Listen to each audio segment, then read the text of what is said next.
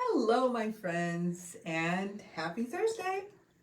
So, the holidays are almost upon us. Passover is this weekend, and of course, Easter is next weekend. And today we are making a necklace that is Easter inspired and also inspired by the very famous Faberge eggs. And this is what it looks like. So this is actually a technique that I love, and believe it or not, I have been using some version of this technique since I was about 8 years old. I was really obsessed with wire, and I would make little baskets and sculptures, and it all started with this technique. And it sort of morphed into different things through the years. Sometimes I used it to wrap cabochons. Sometimes I used it to wrap large vessels. And now we're using the very same wire looping technique to create our own version of the Fabergé egg. Althea says, hi, jewelry friends. Hello, Althea. And how are you, my jewelry friend? Fonda says, good evening, everyone. Happy Thursday. Hi, Fonda, and happy Thursday to you, my friend. So it is a good day. I have been looking forward to demoing this all day because really I love this technique. It's very meditative. In fact, this necklace combines two of my favorite techniques, and they're both really kind of zen and meditative.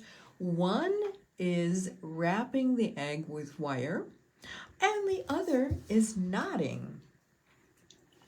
And so we are going to start with creating the focal point piece, and then we're going to do a little knotting, and at the end of the day we're going to have a super fun necklace that we can wear for Easter. Trudy says, hi, everyone. Hi, Trudy. Katie says, happy Thursday, all. Hello, Katie, and happy Thursday. Okay, my friends. So I hope you guys are as excited as me. And why don't we get started? So I've done this technique with heavier wire, lighter wire. You know, it's always fun to experiment with the different wire gauges. And for this, I settled on the 28 gauge wire. And it just seems to work really well for this size and shape. Allison says, love this. Hi, Allison, and thank you so much, my friend. Okay, so we're working with 28 gauge wire, and unlike with the cabochons, because we did this, not exactly this, but I wish I would have grabbed a pendant. You know what? It's okay. We are not going to go looking for a pendant right now. You know what? Yes, I do have a pendant right here in this room. So for those of you who have never seen what it looks like when you use the same technique to create a pendant, this is pretty much what it looks like. This is what it looks like from the front. So the whole point of creating a pendant this way is to expose as much of the face of the cabochon, and the netting, you can really see the netting on the side and then in back. And you can see that the netting here is quite a bit more dense than the netting I have around the egg. And there's a really good reason for it. So the reason is that unlike with creating a bezel, we're actually creating a netting over the entire piece. There's no back, there's no front. So we kind of want to keep the loops large so that we can still see the beauty of the stone through the loops really well. The other reason for keeping the netting really kind of loose with large loops is so that we don't have to add wire. The larger our loops, the less wire that we're going to need. And why does that matter? Well, because with a piece like this, where there's no front or back, it's kind of nice if you can manage to make it all with one piece of wire and you don't have to add. Then you don't have these little inclusions of extra wire here and there because it's all one segment. So that's why in a perfect world, we just want to use one length of wire. And when you get the kit, you are going to get exactly 5 feet of wire. And between you and me, I actually did not use 5 feet of wire. I used 4 feet of wire. In fact, just slightly under 4 feet of wire. I am giving you 5 feet of wire because if you haven't done this before, you may have maybe it might be a little bit of a challenge. It may or may not be a challenge to keep the loops really large, because the tendency is to try to make them smaller, but with this, bigger is actually better. So keep that in mind, and we'll just keep talking about that, and it will all work out really well. Whether yours are as large as mine or maybe just a little bit smaller. If they're a little smaller, you will need a little bit of extra wire, which you will have in the kit. Okay, so with all of that, we are going to get started. And we're going to get started right here at the center, which also has to be, happens to be the bottom of the egg. So we're starting out with a soldered jump ring. And so here is my soldered jump ring. And you will have 2 of these included in the kit. One is for the bottom of your egg pendant, and the other is for the bail. So the bail is an identical soldered jump ring. So what we're going to do with our soldered jump ring is we will go through the jump ring with our 28 gauge wire. You can see I made a little loop. Can you guys see that? I'm hoping you can see that. So, well, trust me, I just went around. It's not so much a loop as it is a coil. And I'm going to do that 2 more times for a total of 3 little coils, just so that I can anchor my wire. Karen says, good evening. Cannot wait to see this technique. Hi, Karen. Thank you so much. I'm so glad you are excited about this technique, because this is probably my very favorite wire wrapping technique. And I'm talking about, when I say wire wrapping, I'm specifically talking about creating a cage around the stone. It is just so very versatile. It can be used in so many different ways. Cherie says, hi, Irina and Tony. Hi, Cherie, and thanks for joining us. Okay, my friends, so I'm just going to move this little egg to the corner of my workspace. So I made 3 little teeny coils. Can you guys see them here? Let me put this right on my hand and point. Can you guys see that? Awesome. So now what I'm going to do is start creating a loop. And this is how every one of our loops is going to be created. You go from the back.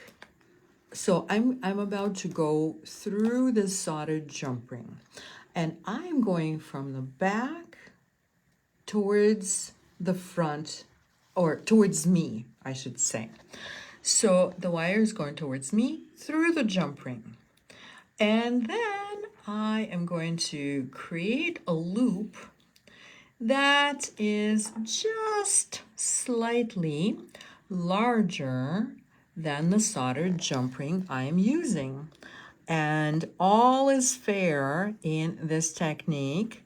If you want to use your hands to shape the loop, that's fine.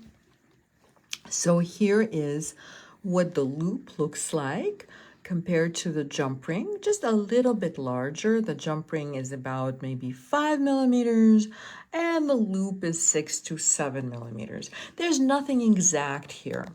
So now that I have made the loop, I'm going to go back through the loop.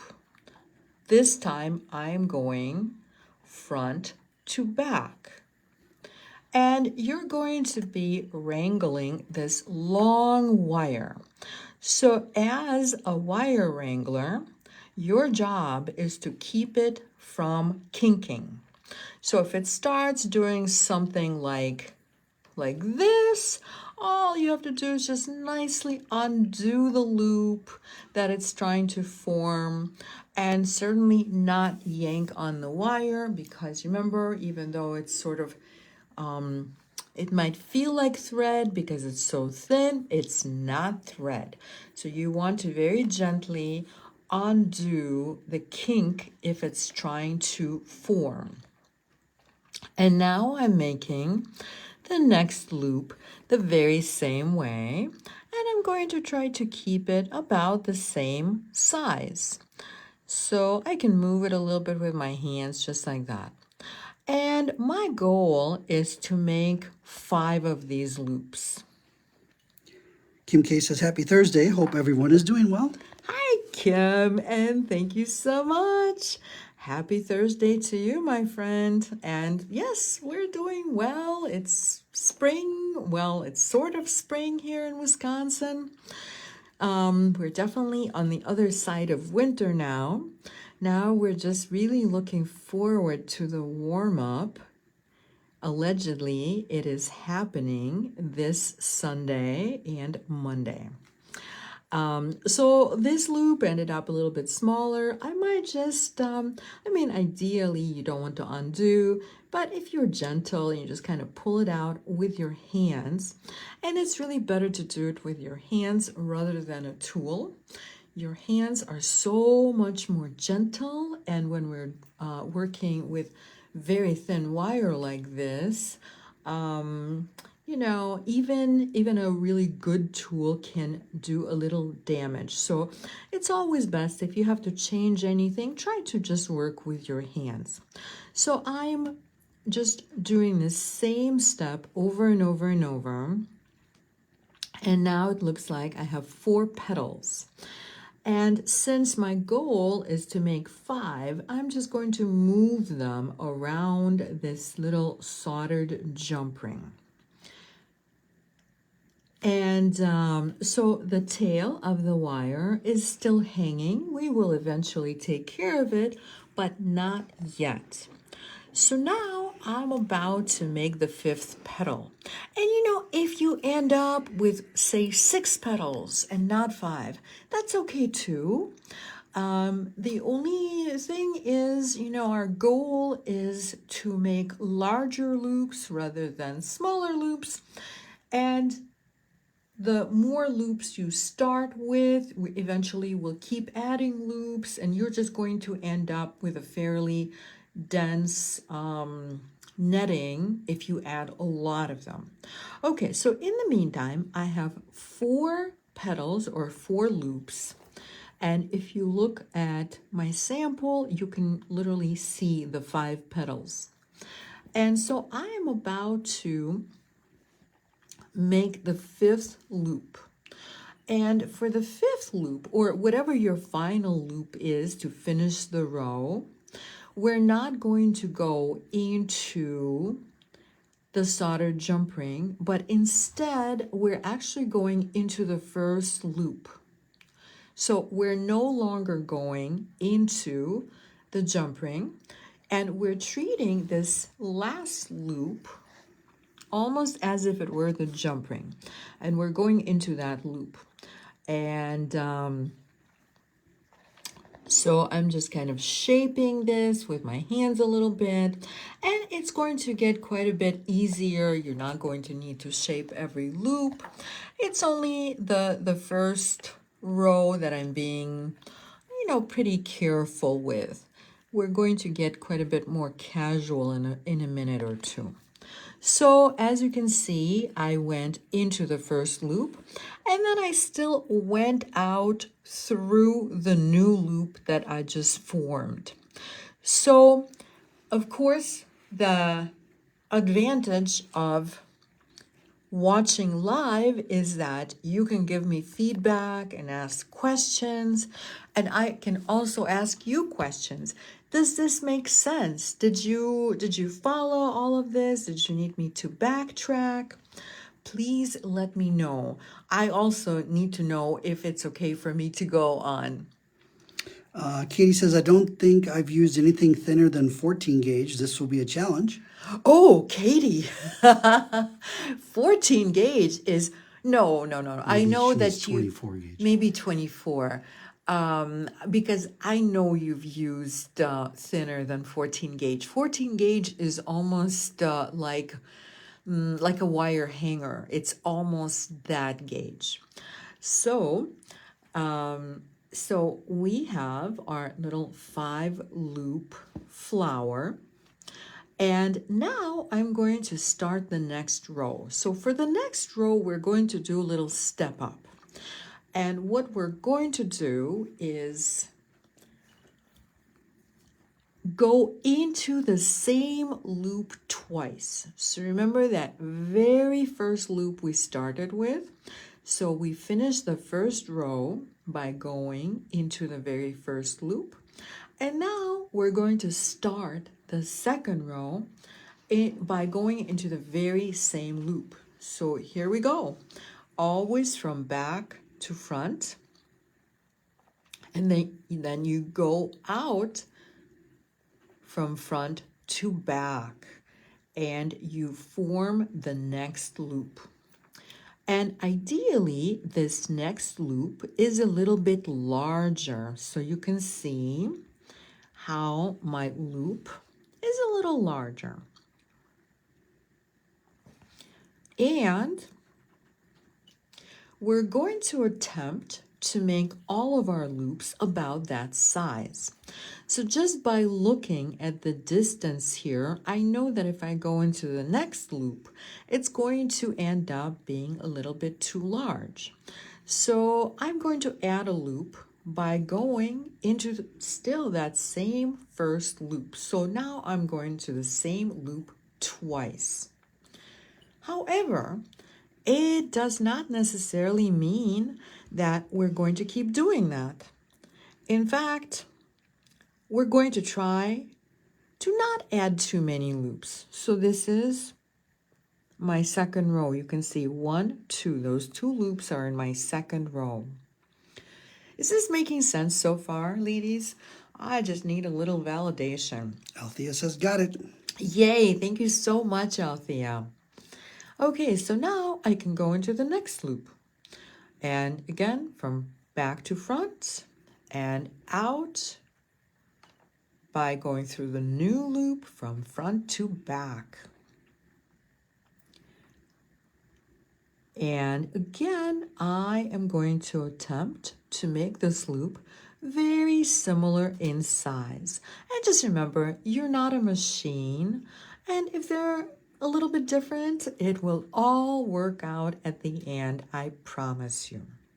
Okay, so again, I'm looking at this distance and I can't see just going into the next loop because it's more important to me to keep the loops about the same size rather than to minimize the number of loops. We kind of prioritize.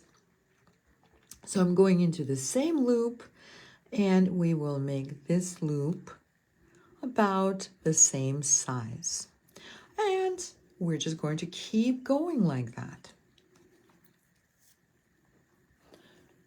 So it is totally okay if our loops are a little larger in the second row. In fact, it's not just okay, it's preferable. We want our loops to be a little bit larger than the loops in the first row, because our egg starts out a little smaller, and then it gets wider, and then it tapers back at the top.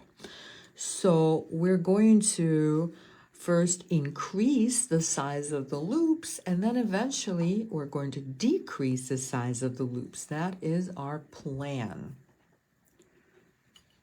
Katie says, yes, makes sense. And Fonda says, yes, makes sense. Oh, yay. Thank you so much, ladies. I do appreciate it. I just wanted to make sense for not just for you guys, but for anybody who watches later. So I do rely on questions and feedback. Speaking of watching later, so Cheryl V was having trouble getting to the video. It doesn't play for her. Oh, so I'm sorry. During the video, Facebook provides what's called a quick link, and it doesn't work for everyone during the video, but sometimes refreshing helps. But definitely after the video, it will be available both on Facebook for 30 days and on YouTube indefinitely. Yes, this is probably a good segue to talking about the news, right? But first, let me just talk about stepping up. So I made my last loop in this row, and eventually I would like to get rid of the step up, okay? Because if we continue to make very defined rows and stepping up, you will be able to see it on the side of the piece. So by the time you get to about the third row, this is when you just want to kind of minimize the step up. And when I get to this loop, which is technically, it's kind of the start of the third row, but we're going to almost kind of blend the whole thing so that you're not able to see where the step up is. So while I'm making this next row, let's talk a little bit about the news. So, were you? Yes, Ellie says, hi, Irina and Tony. Such beautiful, delicate work. Thank you so much, Ellie. And I'm so glad you joined us. All right, ladies. So while we're making this third row, and this is, I'm not really saying a whole lot about it because it's really all the same. So the third row is just like the second row, and you want to make your loops nice and big at this point. Well, I guess I am talking about the third row. At this point, my loops are about 7-8 millimeters across, and I'm just going to keep doing the same thing. So we were just saying that Facebook, and a lot of you already know about this, so Facebook has changed some things, and they will no longer be supporting videos that are over 30 days old. So I can't say that we're okay. You see how this loop is a little bit large? No worries. I haven't finished it. I can very gently undo this and just make it a little bit smaller by going twice into the previous loop. Okay, so this is what I was saying. For years now, I've been doing these videos, and we have built a fairly large library of videos that you can watch whenever you want. So unfortunately, with the change, we are only going to be able to keep these videos on Facebook for 30 days. So that works fine for the shopping events. However, my how-to videos, people refer to for many years. And so for that reason, in the next 6 months or so, we will be transferring the last 4 years of our videos. And so it will take all 6 months. If we're able to go further than 4 years, we will, because I have more than 4 years worth of videos. But in the meantime, I can't make any promises because it is a very time-consuming process. So if you have any favorites, please download them. Otherwise, most of my how-to videos will just move to YouTube. And at the end of this video, when I make all the announcements like I always do, I will tell you about the YouTube address and how to sign up. Okay, so I just got to the end of the row. And so my goal at this point is to eliminate the very obvious step up. So I am just going to start shaping this. And as you shape it, because you remember, eventually, this is going to wrap around the egg. So as you start shaping it, but we're not quite putting the egg in just yet, it's going to be very, very easy to get rid of that very obvious step up. So you see how now I'm in the 4th row, but you really can't see where the step up is. And that is our goal. Okay, my friends. So now, through the magic of Facebook Live, I have one that is a little bit further in the process. So once you are, how many rows? Maybe not even that much further. So 1, 2, 3, 4. So this is the 4th row.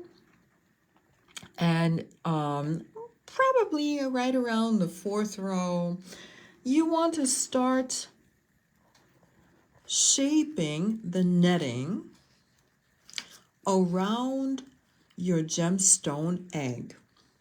So this is one of the gemstone eggs. They're all really pretty. They're all quite unique. Every one of the eggs has a slightly different pattern. Some are a little lighter, some are a little darker. So hopefully you love the egg that you get. They're all beautiful. So anyway, this is what I'm saying.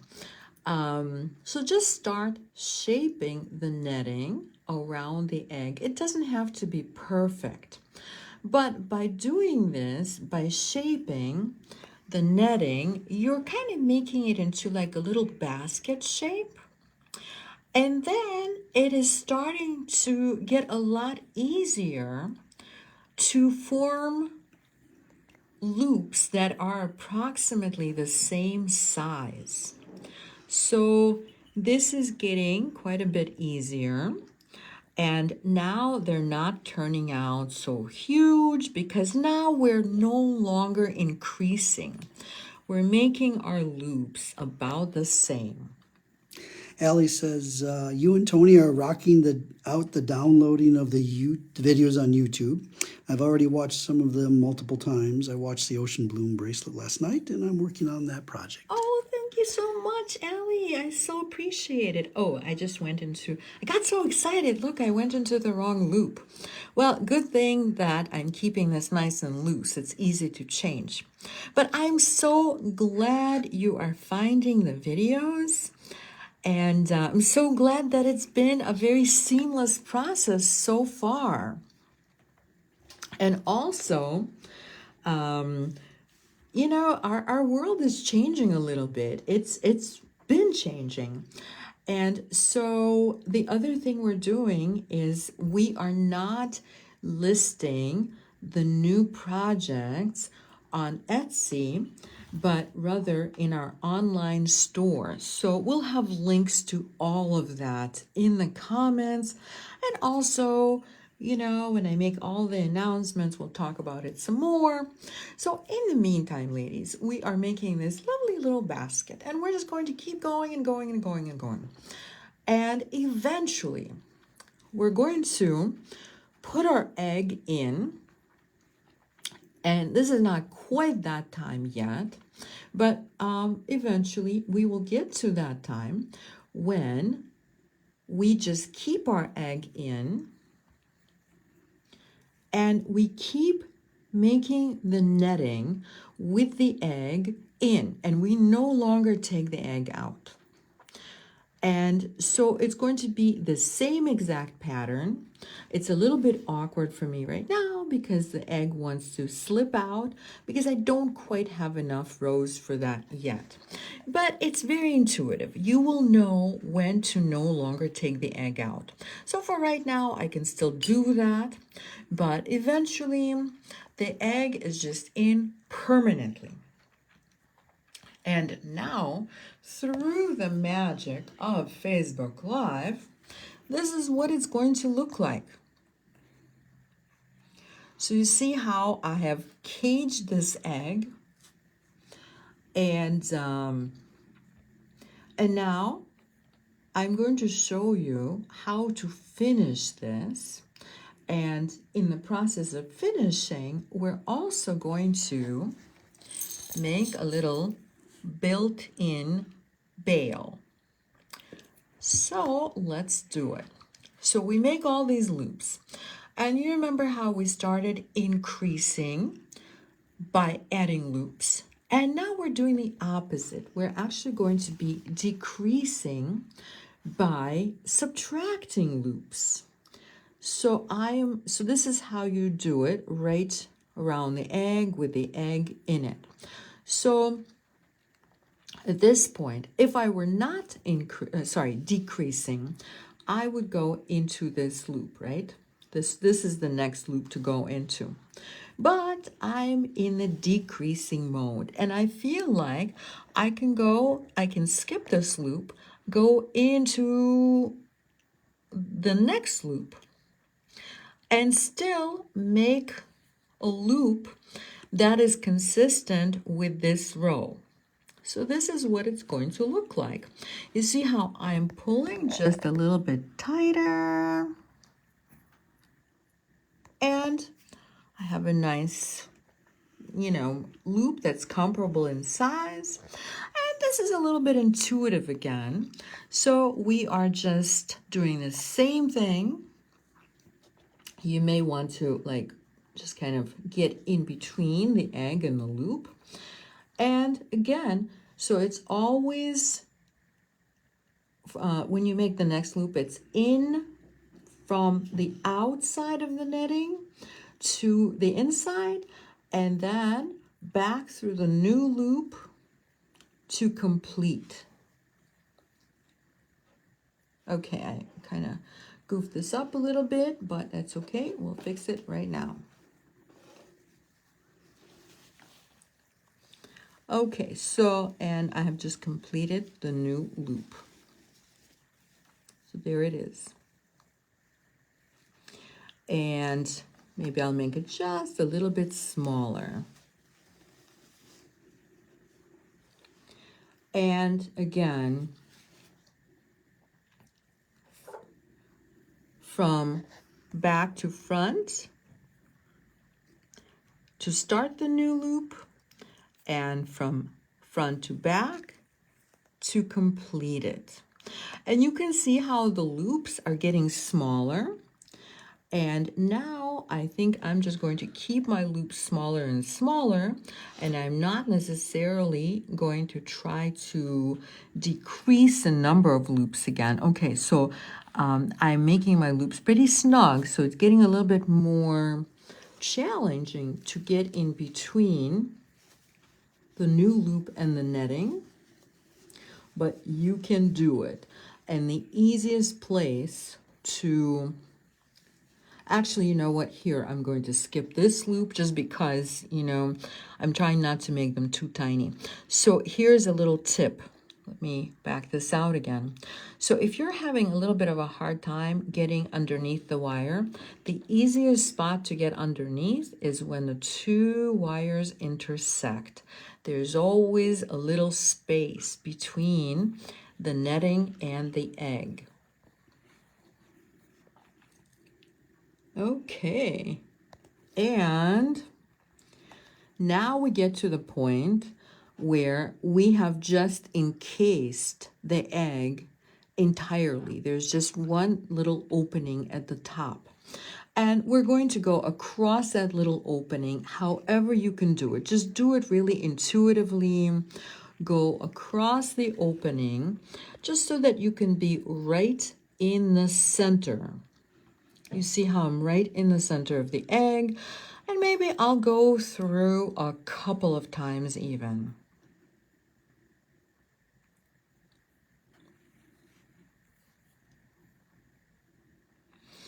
And now I'm going to find my ring, my soldered jump ring, and string it onto the wire. And now I'm just going to coil the wire around that same part where I closed the gap. You see where I closed the gap? You can see a couple of little coils. Well, we're just going to add a few more coils, this time including the soldered jump ring into our coiling. And it doesn't have to be super, super tight because it's nice to have a little movement in our jump ring. So I'm not trying to make it as snug as I possibly can. Lori says, good evening, Irina and Tony. Hi, Lori, and good evening to you, my friend. You know what I just realized? I forgot to tell you to cut off the little tail at the bottom. So we're going to backtrack and do that.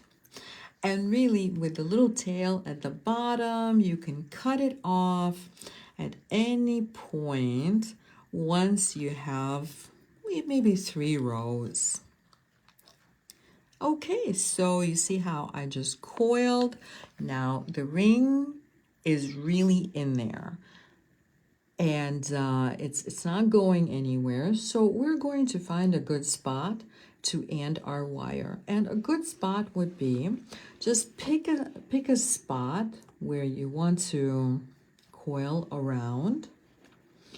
So now I am back coiling around just wire and not the jump ring. So somewhere very close to the jump ring on the side, just pick a good spot. And my wire is trying to kink, but we'll just undo the kink. And I just have a couple of coils.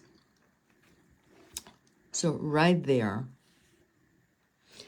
And that's it. That's really all we need to do. So let's get in there with our wire cutter. Lori says, this is beautiful. What gauge of wire, please? Thank you so much, Lori. This is 28 gauge wire. And so you see the little and right there. So we're not going to leave it hang, of course. So put your chain nose pliers right on top of that little tail and finish by pointing it toward the egg. So whenever you are wrapping any kind of gemstone, you always want to do it so that the whatever wire ends you have, they're always tucked in toward the gemstone and not toward the wearer. Okay, my friends. So remember we had that little wire tail that I forgot to cut off. No worries. So we're backtracking. So once you have about 3 rows plus, all we're going to do is, again, just cut off the wire end. And I left enough of a little tail where I'm going to simply point it to where the egg is eventually going to reside. So we know that the basket is being built so that the egg sits on this side. Therefore, I pointed the wire end towards right here, right. I hope you could see that. You know, with working with very fine wire like this, I'm always concerned, is the camera picking it up? But hopefully, between what you can see and my description, it's really, really clear. Okay, so we made a caged egg pendant. And now we're going to create a knotted necklace for it so that it's beautifully finished and wearable for the upcoming holiday. So you are going to get a pretty long piece of Ceylon in your kit. I believe it's something like 5 feet. And it may seem excessive, but take my word, don't cut anything off until you have almost completed your piece. So once you start knotting, the knots actually take up so much of the string, it's going to get shortened almost in half. So let's keep all of it for now. Althea has a good question. She said, how many loops did you make for the increase? So for that's an awesome question, Althea. Thank you so much for asking.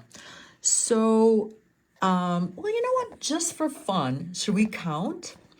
And it's not a guarantee that I will have exactly the same number of loops in this piece as well as this piece, but it's going to be very close. So my guess is that it's about double.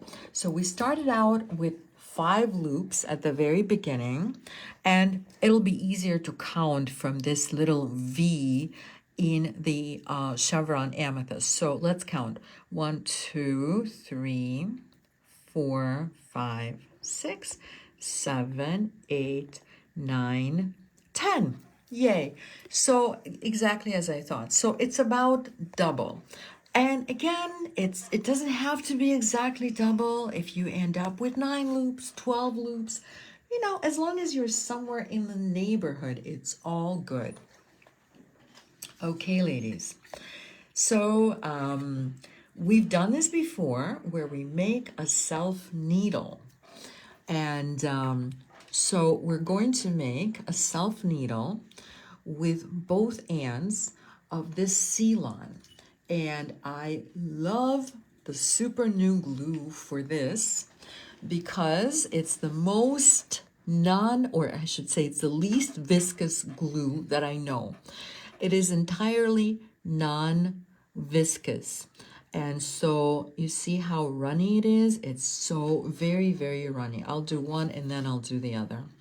So it's very runny. It comes out very quickly, almost like water. So I like to have a little piece of paper next to me for 2 reasons.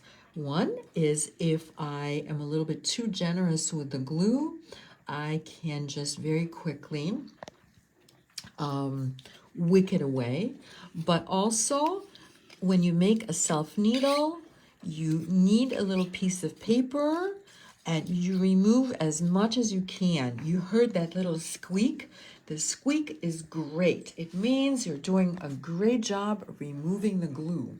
Sometimes people want to leave a little glue thinking, well, it'll just be that much stiffer. But oddly, it sort of works in the opposite way. So I made a self needle. While that's drying, we can actually start working on our necklace. So we're going to put the string through the bail or the jump ring. And we're going to tie a knot.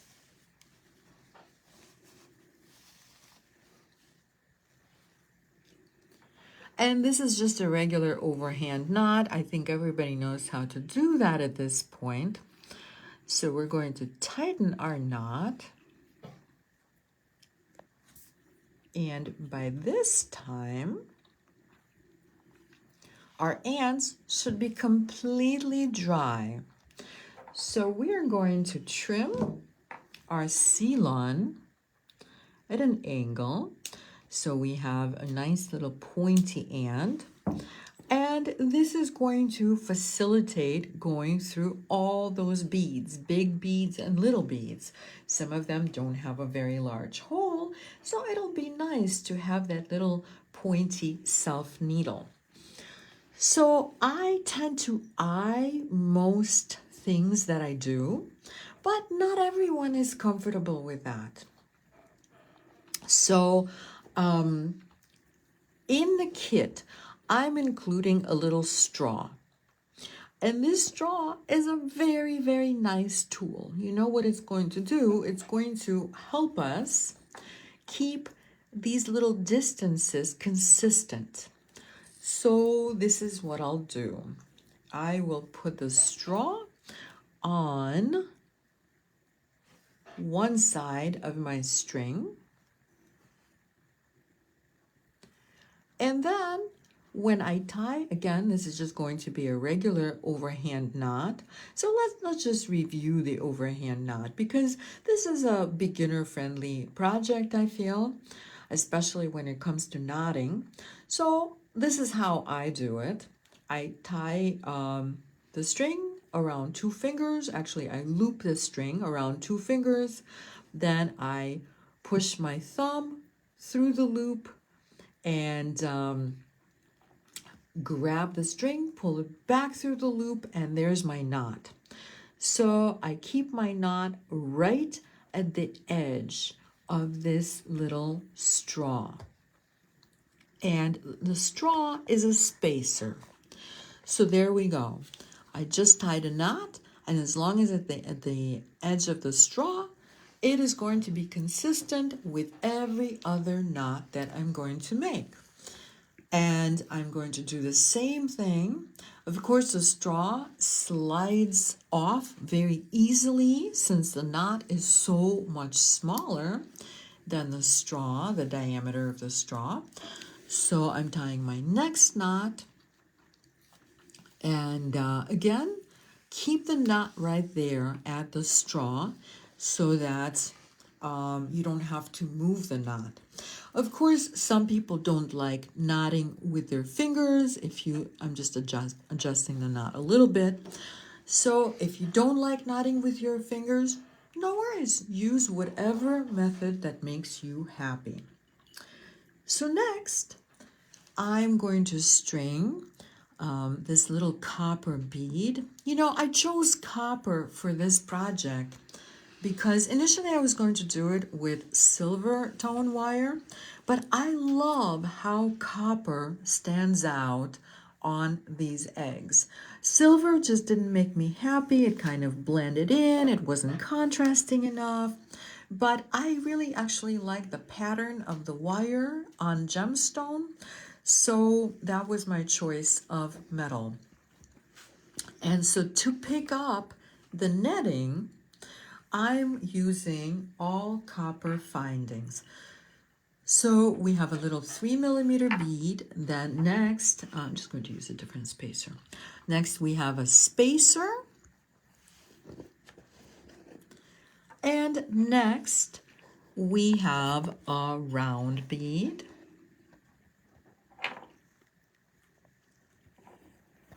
And another spacer, and this is a 6mm bead, so then I'm using another spacer and another little copper ball.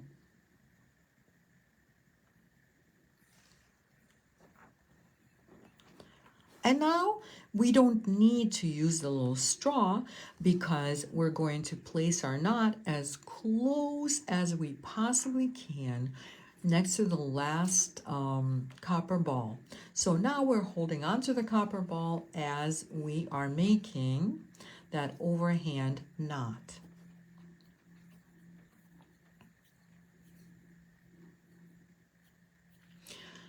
So my way is just keeping the knot next to the beads all along, and then I don't have to move it. Okay, and we're just going to continue doing exactly the same thing. So for the howlite version, you have exactly the same howlite beads, whereas for the amethyst version, in the kit, you're going to get some round beads like what I just used, and there's also going to be a lot more variation in color. And then also just for fun, just to pick up the colors in that beautiful amethyst, which has so many different shades of purple, what I did is I also included some of these lighter faceted beads. So it gives it a little extra sparkle, and it gives it a little variation. So these two are a bit different. So you can see how I placed the faceted beads kind of staggered. So there's one, and here's one, and here's one. So you can create your own pattern with the faceted beads if you want to, or you can just use them randomly. So whatever makes you happy. And so just to kind of finish the necklace, so as far as the spacing, you're just going to place a straw again, and this time the straw is going to go right up to the copper bead. It's not able to move past the copper bead, which is great. And again, we are simply tying a knot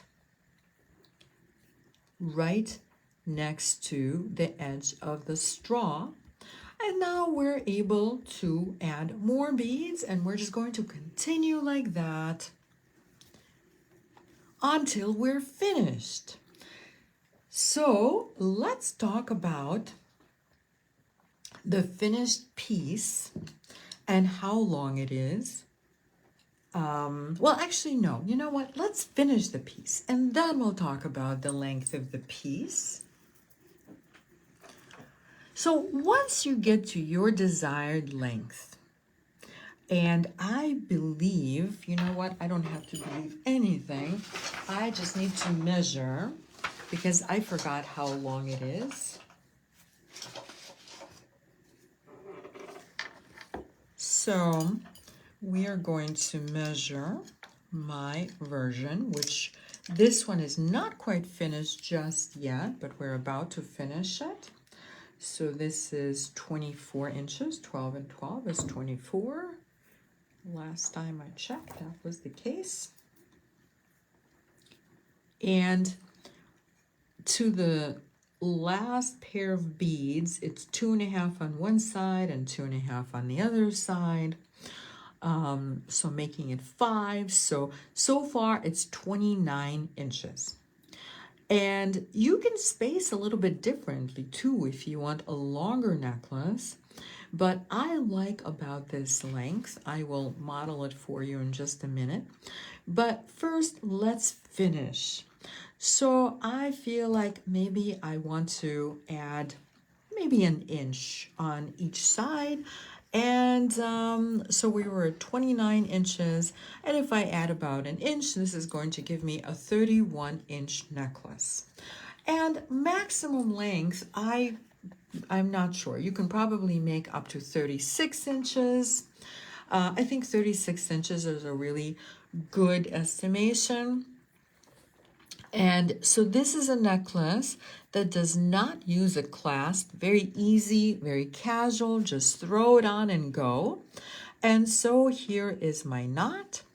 And what I will do is, and you can measure or not measure, this is at the back of your neck. You might want to make these little baubles a little longer. I like them a little longer. Also, you might want to offset them. Sometimes I do, sometimes I don't. It's just pretty much whatever mood you're in. And so I just tied a couple of knots, and I am going to string my beads in the same order onto this. So here's my little 3mm copper ball, and then a spacer. And then I'll use one of these guys as soon as I find a hole. And then another spacer and another copper ball. And one side is done.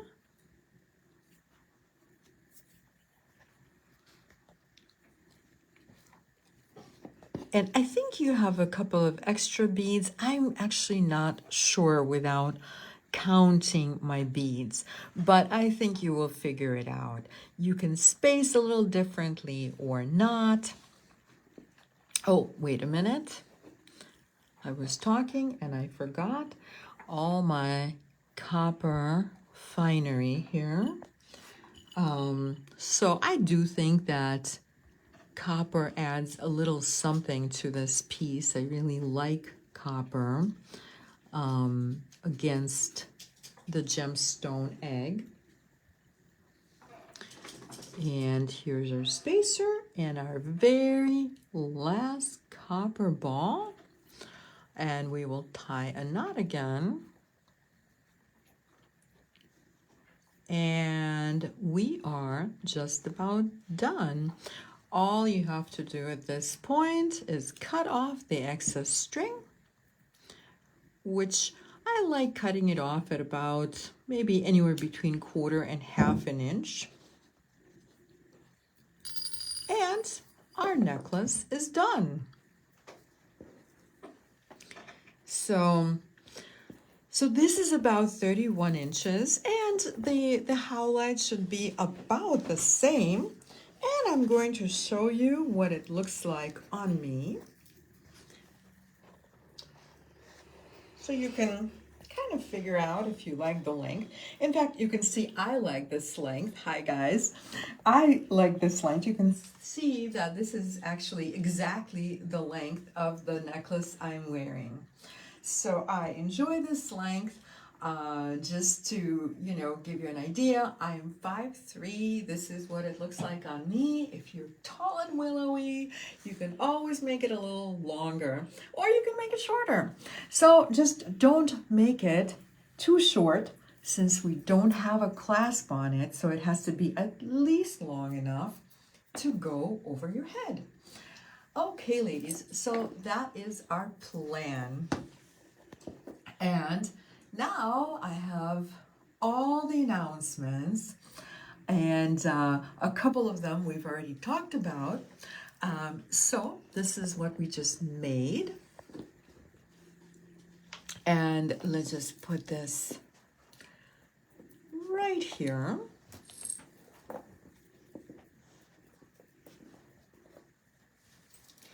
And so here's what's coming up, my friends. Tomorrow, if you join me at 9 o'clock Central Standard Time, as I do every Friday, I will be hosting a really, really special shopping event.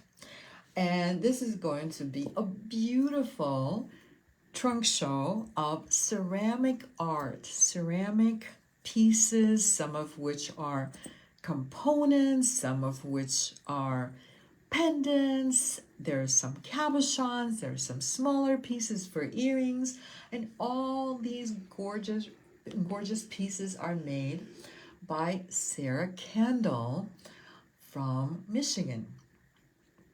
And it's colorful. It has a lot of soul. I love her colors and I love her images. So tomorrow we're talking about the birds and the bees. And flowers and trees, octopuses, what else? Just so many wonderful things that are inspired by nature. And then on Thursday, April 17th at 7 p.m. CST, on my jewelry design page, which is where you guys are right this moment, we're going to make a spring fling bracelet. And this is what my spring fling bracelet looks like. It's in these kind of bright pastels. It's very springy. I think it's very feminine. So let me make a little room for my spring fling bracelet. Allie says so pretty, and Althea says lovely. Love it. Thank you. Thank you so much, ladies. I have to say, when we did the Eclectica and Friends show in Michigan 2 weeks ago, I met Sarah and I fell in love with her beautiful artwork. A lot of her pieces look like botanical illustrations. Some of them are kind of just really fairy tale like, and they have a lot of soul. So, I asked if she wants to do a trunk show, and clearly she did. So here we are. Well, actually, tomorrow we're going to be here and showing her work.